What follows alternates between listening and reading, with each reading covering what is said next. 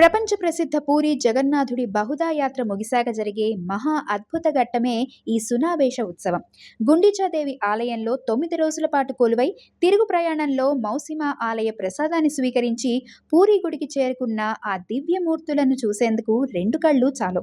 రథాల మీదే ఉన్న జగన్నాథుడు, బలరాముడు, సుభద్రదేవులను పూర్వకాలపు రాజులు భక్తితో సమర్పించిన ఏకంగా 208 కిలోల మేలిమి బంగారు ఆభరణాలతో సర్వాంగ సుందరంగా అలంకరిస్తారు. ఇక్కడ విశేషం ఏమిటంటే ఆ బ్రహ్మాండ నాయకుడు జగన్నాథుడికి సుదర్శన చక్రం, సువర్ణ తలపాగా, శంకు చక్రాలు, మకర కుండలాలను అలంకరిస్తే బలరాముడికి దివ్యమైన గదను, సుభద్రాదేవికి అద్భుతమైన కంఠాభరణాలను తొడుగుతారు. ఆ పెద్ద పెద్ద కళ్ళ స్వామివార్లు రథంపై కోట్లాది రూపాయల బంగారు కాంతులతో తళతళ మెరిసిపోతుంటే వైకుంఠమే భువికి దిగి వచ్చిందా అన్నట్లు ఉంటుంది.